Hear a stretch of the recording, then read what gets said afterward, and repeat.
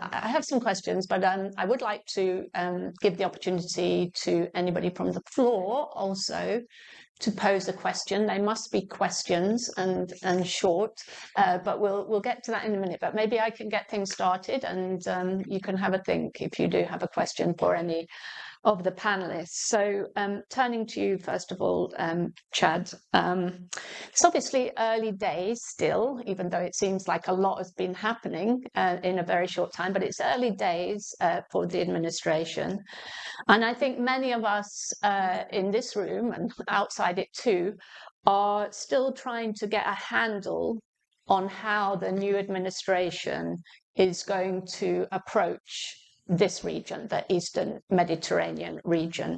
Now, I know there isn't any kind of fully worked out strategy at this moment, but I do think it's great to have you here, and you're probably one of those with the most insight really into how a strategy towards the region might evolve. So Mr. Ioannides already mentioned, I think, the legislation that was introduced by Congress members Mike Lawler and Nicole Maliotakis, which is essentially, I think it's called the American, Hellenic, Israeli, Eastern Mediterranean Counterterrorism and Maritime Security Partnership Act of 2025. And what that legislation is aiming to do is bolster the 3+1 framework among the participants. And there's also been calls for this arrangement to be made, not just to be formalized, but to be made permanent. Do you think that is something that the Trump administration would support, given the benefits of having reliable allies in this region who can assume and have demonstrated already that they can assume responsibility for regional security and defense? So yeah, just it might be putting you on the spot, but just to say a little bit about where you think Sure. the focus is for the administration. Well, normally with a question like that, I always preference my answer to say I don't speak for the Trump administration. The president does that, and he's a very good spokesperson, so he'll do that. As far as I don't believe that they've commented specifically on this legislation, but again, we've talked about this. It builds off of the legislation that was signed in 2019. So my guess, both from Secretary of State, but also the White House, the NSC team, and the president himself will likely be security issues. You look at the energy security issues, you look at the regional security issues that we're talking about here with this alliance. It all feeds into what the Trump administration in 2.0 has been talking about. And so I think that there is going to be receptiveness there with the team. As you indicated, we're a little over 100 days. It feels like 400 days. The velocity at which the Trump administration is moving. Obviously, the president is probably, I think he's on his way back from the Middle East as we speak. And so they are looking at how do they engage with their allies strategically. And I'm sure this alliance and the strategic nature of where this alliance sits in the world is of great interest for a variety of reasons. So I'm bullish on what they're going to be doing here over the course of the next several years as it relates to this region of the world, the alliance here. And of course, we'll see what plays out in Congress if they can get a bill passed or not. I think we have a former congressman here, so I'll just say I apologize. I don't give Congress a lot of credit. Former congressman. Right. They seem to not be able to do a lot these days, but maybe they'll get that passed, and I'm sure if they do, the president and his team will sign that. So I think, this alliance, this region of the world is well positioned within the larger, sort of world outlook that President Trump and his team at the National Security Council and others have. So I think there are good things to come over the next several years. And like you said, they have a lot to get to. They're taking it day by day and ticking off a lot of their priorities. So I'm bullish on what it means to what they did in the first administration and building off of it. Thank you. Can I just add one thing to that? Because I think the president's visit to Saudi Arabia this week is a great example too of where this all fits. When he spoke to the assembled crowd in Saudi and talked openly about when Saudi Arabia joins the Abraham Accords and what that would mean for the region, and all of his focus on economic prosperity, when it gets to that point and you think about the other piece of legislation, the East Med Gateway Act, that places the Eastern Mediterranean squarely within the IMEC corridor, that presents an enormous array of opportunities for greater economic growth. And I certainly would never speak for the administration, but from the conversations that we're having and from the statements the president's been making, it certainly feels like this is entirely consistent with the way he's approaching the region. Great, thanks. Anybody else want to comment on this? No. Okay, we haven't actually mentioned, I don't think, so far, Turkey. So I just wanted to ask you, where does Turkey fit in from a US point of view? Obviously, a NATO member state, traditionally an ally, but also a country that can sometimes play a kind of role of a spoiler in the region, if I can. That's quite a British understatement, maybe. But from your point of view, where do you see things going in terms of Turkey? Could it play a role? We see now some eagerness on the part of Turkey to play a role in mediation, say under Russia, Ukraine, and so on. But could it also be a spoiler in terms of disrupting cooperation among the participants in the 3+1? Just maybe we should talk a little bit about Turkey. Over to me? Yes. Okay. I'm putting you in the hot seat. I know. I'll also give the answer.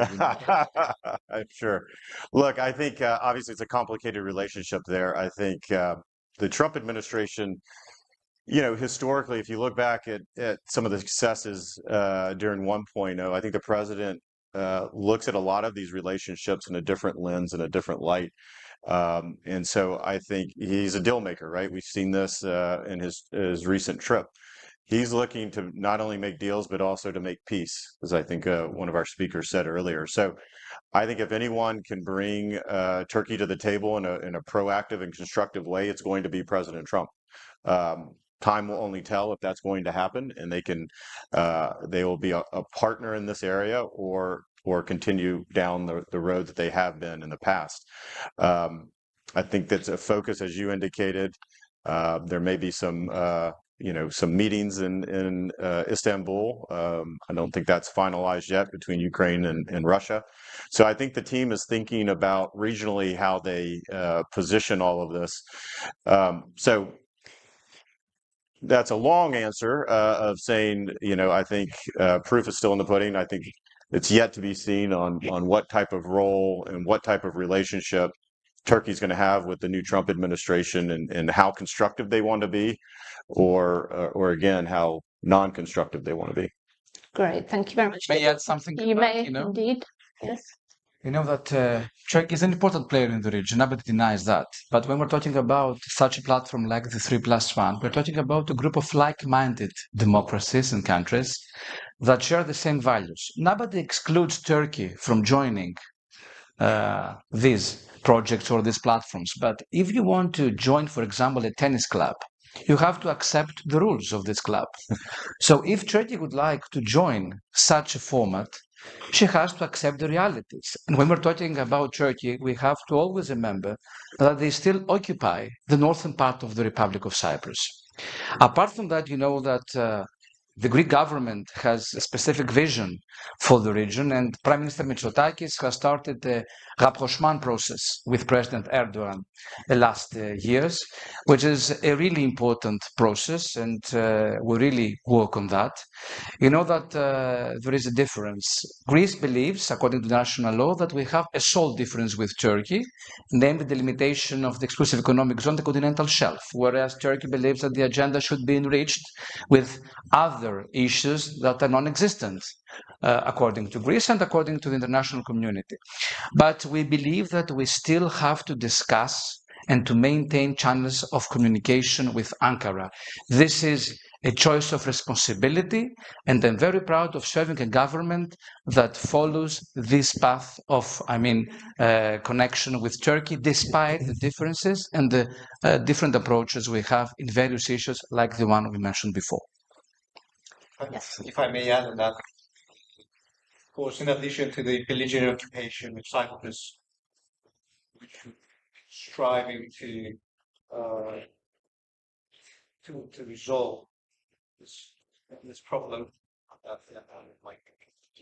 Thank you, Elspeth. So, in addition to the belligerent occupation of Cyprus, of course, as the Minister mentioned, for nearly 51 years now, in violation of international law, fortunately, Turkey plays a destabilizing role in the region in general. Let me just refer to Syria, whereas we've been trying to, many countries in coordination, trying to achieve stability in the country. Turkey aims to intervene in the internal affairs of the country, and this is quite concerning, given that we wouldn't like to see Syria becoming an extremist hub or see new migratory flows from Syria. So this is quite problematic, and we need to act in coordination with other like-minded states in order to stem this destabilizing role. Thank you. Okay, let's move on. And I'm going to come to the audience soon in good time. But let me just follow up with you, Tasos, and ask you to tell us just a little bit more about how Greece is promoting energy security and diversification in the Eastern Med at this time. It was something that you mentioned in your opening remarks, but maybe just to hear a bit more on this. First of all, for the Greek government, there is a magic word, interconnectivity. This is what we work for, and we truly believe that we have to build the missing links, the energy links that we should need in the broader region in the near future. As you know, the Eastern Mediterranean basin is rich in natural gas reserves. We all know what's happening in Cyprus and Israel, and we're really happy with this. And you know that our aim is to find a viable alternative to reduce the dependence on Russian fossil fuels. We have to be frank on that. This is the European goal, and Greece really serves this cause. Yes, the East Med Gas Forum, like it was mentioned before, it's, let's say, an informal alliance between our countries, Greece, Egypt, Israel, and Cyprus. And of course, with the US and the EU as observers, it is a prime example of effective, let's say, constructive energy collaboration in the broader neighborhood. As I told you before, Prime Minister Mitsotakis invested a lot in turning our country into an energy hub. I told you about the Alexandroupolis terminal, the Revithoussa terminal. You know that we work about the vertical gas corridor that is going to bring energy security from Greece up to the northern countries of our continent. And of course, you know that we have these two cables I mentioned before, the one with Egypt and the one with Cyprus and Israel, that will interconnect us all together. Apart from that, there is another issue, IMEC. It was mentioned before. Greece truly believes that this platform, when we discuss about energy, could turn into an important tool that could facilitate the concept of the India, Middle East, Europe economic corridor. To my opinion, this is the main cause for the future. And allow me to tell you that for the Greek government, Greece could be the natural gateway of this corridor towards the European markets. You know our geographical position, you know our geopolitical leverage, and you know that we have all the infrastructure I mentioned before in order to make it happen. Please don't forget that apart from that, we are a strong maritime nation. For example, almost 1/4 of the global tonnage belongs to the Greek ship owners. Therefore, Greece is always available through those platforms like the 3+1 to work with like-minded countries in order to achieve common goals that will turn our countries into more resilient and strong for the future challenges. Thanks very much. Well, probably that's a good segue to you, Osama, just to talk a little bit more about energy. I mean, in your introduction, you did make a point, well, very good example, obviously, of maintaining and expanding actually cooperation during very difficult times, the Eastern Med Gas Forum. And you also mentioned that, you know, the importance of expanding it, you know, and expanding the role of some of the existing members as well. I saw that you recently had this workshop, which was called Re-Energizing the Eastern Med, which was all about turning strategy into action. So I just wanted to ask you what came out of that in terms of the roadmap for 2025 to 2026. You know, what are the main challenges and opportunities for the coming year? And maybe for people in this room and investors, US investors, you could say a bit more about the opportunities. Obviously, gas is going to continue to play a massive role in this region in coming years. So where are the opportunities for FDI, you know, exploration, infrastructure, carbon storage and so on, and for PPPs and so on? So yeah, two questions in one there for you. Thank you, John. I think you mentioned the workshop that we did. It was last week, and I think what we tried to do in this workshop is that over the past 3 or 4 years, we have developed our long-term strategy, some of our papers, and identified some of the projects. What we wanted to do: how can we move from outlining projects into the actual execution and the implementation of these projects? And what we tried to do in this workshop is bringing the governments, the companies. As you know, we have what we call the Gas Industry Advisory Committee. We will have all the IOCs, NOCs, the service providers. We have 37 members of these companies, and also the energy regulators in the region. So we brought all of these stakeholders together, and we broke out into 7 implementer groups that has to do with the infrastructure. What are the infrastructure, whether existing, that need expansion or new infrastructure that are needed? What are the discoveries or the projects that needs to be developed to produce this gas? In addition also to energy efficiency and decarbonization projects. So I think what the outcome was an outline of a plan over the next 3 to 5 years, starting with some quick wins. Few things that to capitalize on the existing infrastructure, the synergies and the shared infrastructure that can quickly utilize a lot of the resources.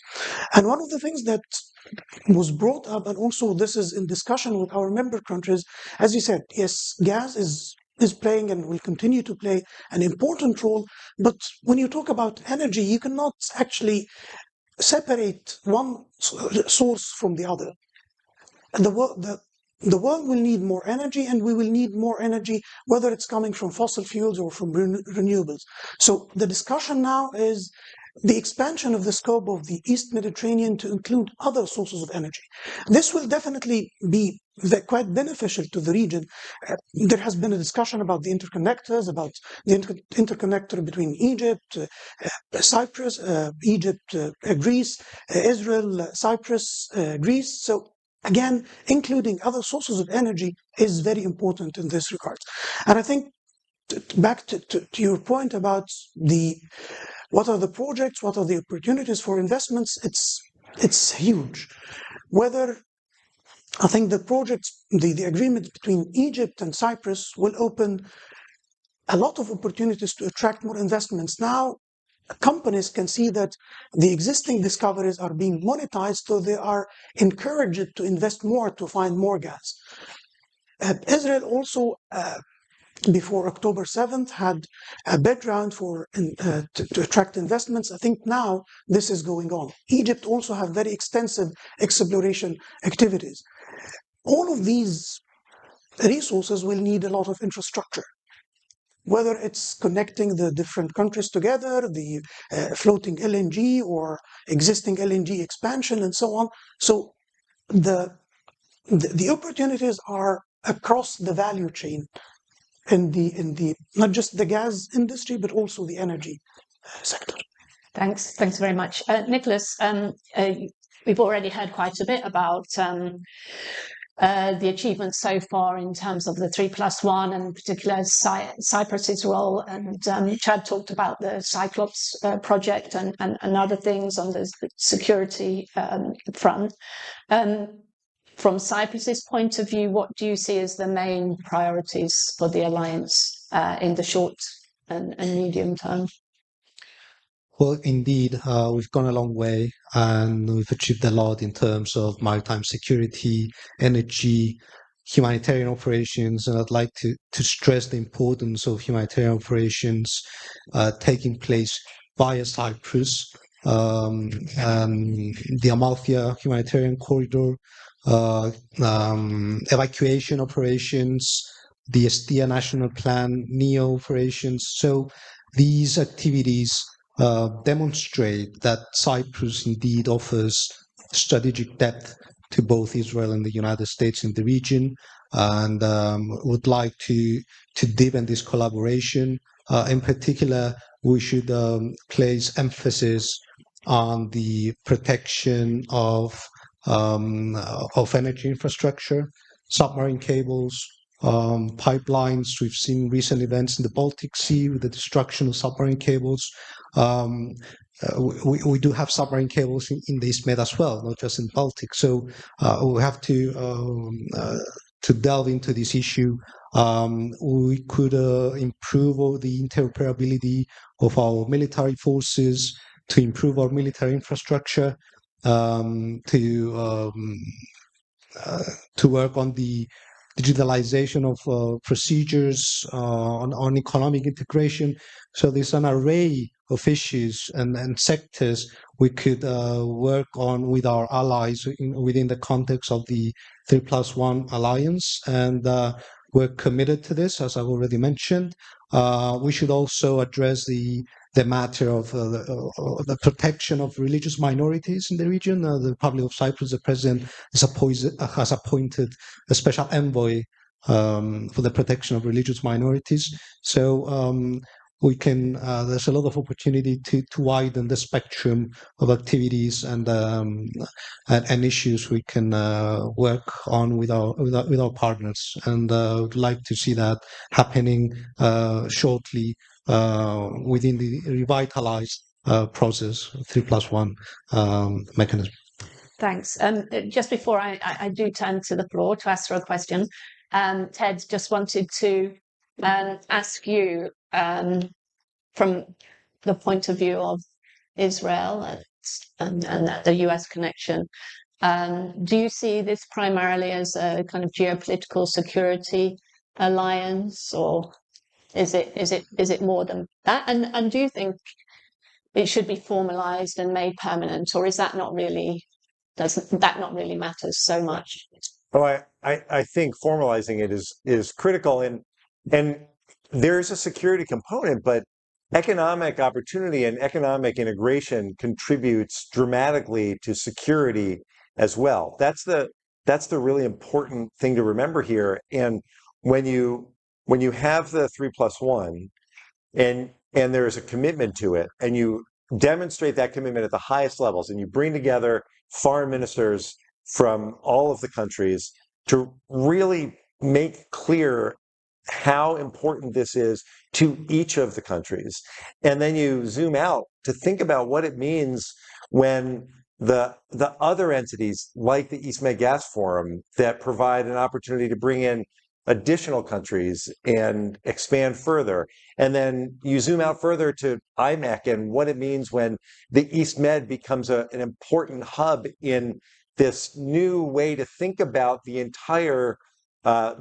entire part of the world, with India and the opportunities stretching from India all the way through the Middle East, through Israel, Saudi Arabia, Israel, into Cyprus and Greece, and what that can mean.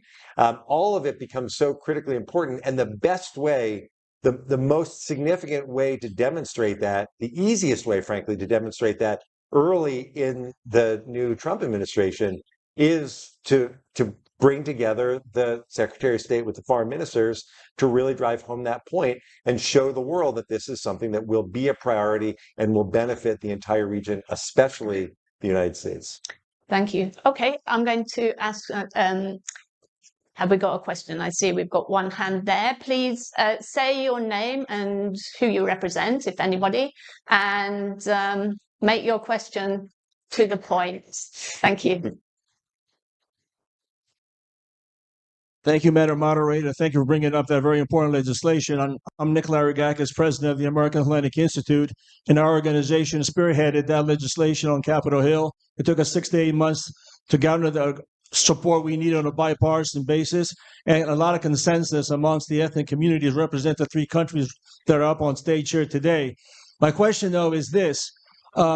Greece, Cyprus, and Israel rely heavily and always have regarding these ethnic communities who live here in the United States. To what degree do you place the importance on the 3+1 in terms of the work that we do here, and what more can we do to continue to increase that and strengthen this relationship? Nice question, thank you. Okay, we haven't got a great deal of time, and I can't see any other hands. So, who wants to respond to this? I'll quickly jump in. You can kick off, and we'll Nick, come along. It's good to see you.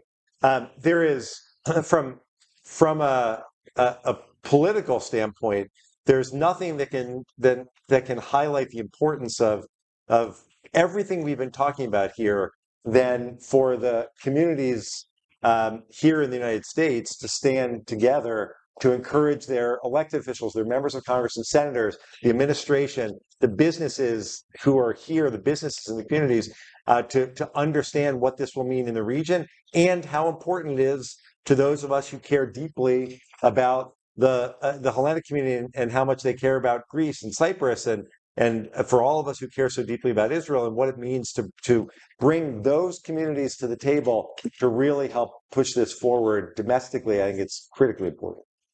Thanks. Yeah, I'll just build on that. I agree 100%. I think the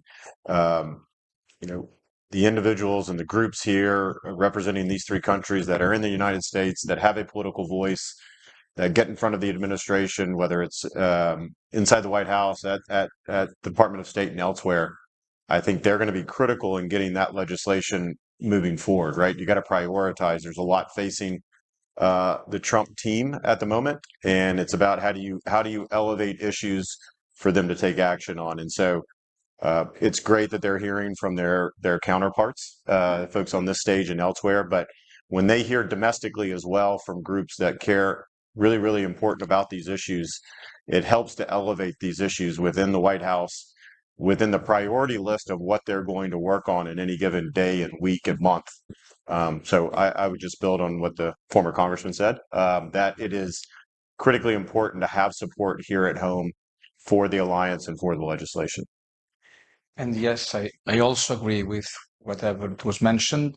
The Hellenic diaspora here in the United States is the strongest bridge to us. And we're really proud of the Greek Americans that have played a pivotal role in the amelioration of the relationship between Greece and the US, but also I know that they have done a lot in order to support formats like the 3+1. I'm a proud friend of Greek American congressmen that made a significant contribution to whatever we discuss here today.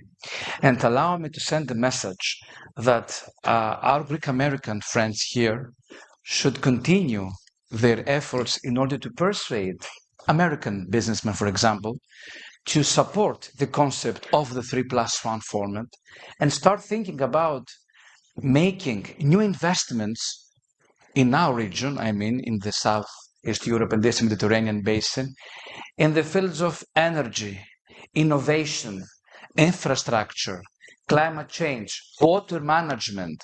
There are fantastic opportunities down there, and I'm sure that the Greek diaspora here in the US could play a key role in order to boost all of these initiatives.